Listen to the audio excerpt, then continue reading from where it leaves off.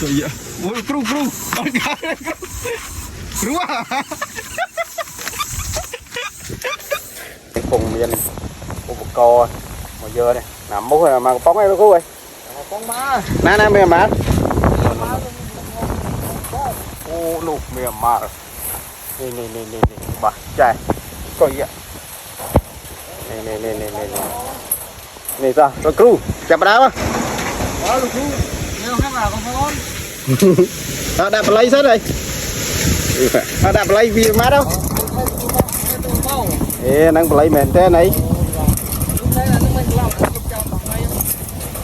Ôm thùng. Nè, cru mà này. Bè mal vòng vòng, đây mà. Nè. Đây nè. Trước đây thùng mà. Phần cái chữ rồi. Mền cắt tôi nè. Mền ai gì.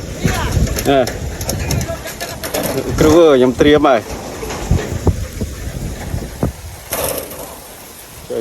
Phải giặt dây nhá.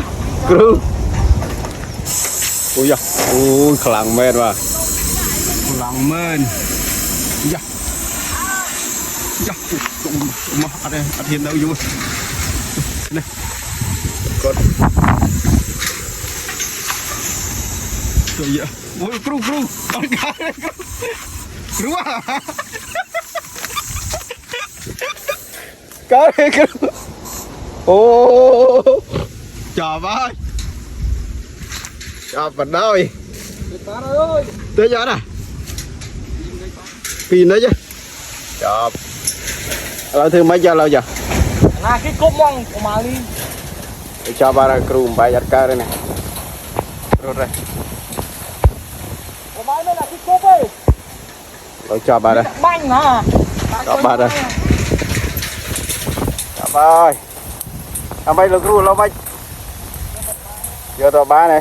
Pin này ba đây là cru mơ tí nữa. Đây nè mấy. Pin đây chơi. Pin đây giờ đây. Chọc. Đã lấy ra mấy bơ. Chọc.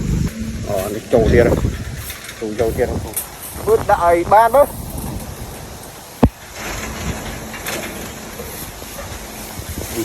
Bớt đây.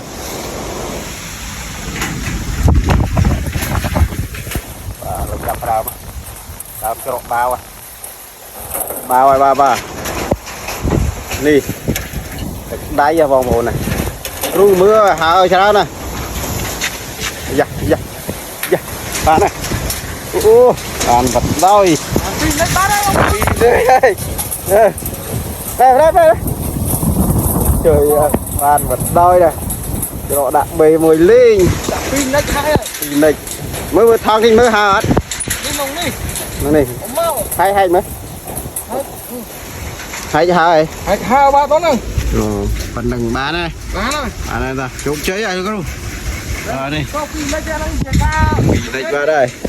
Chặt nám pin chôn. Phần đạp lấy vậy. Cứ mấy chặt hai ba này. Đạp lấy vô. Cứ đạp lấy hai ống này.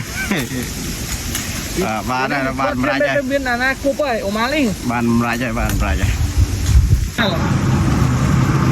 Bán này. Bác mới ca đấy. Bác ca đi, bác khao nơi cái này là ba này. Ồ, lâu ba này, lâu chưa thử ấy giờ? Do linh viêm ơn. Linh à? Cát đâu. Mưa bà ho thích nữa. Đi kìa hôm. Nó cát, hốc tích ngót này, ống mắc rồi. Này chỉ bóc kìa.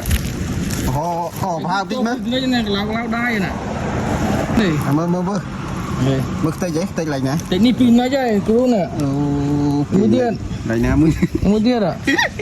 Anh bên lại cục. Được cô ơi. Cá chả mau đi. Lâu giờ từ pơ nha. Tầm phương sàn tham thân.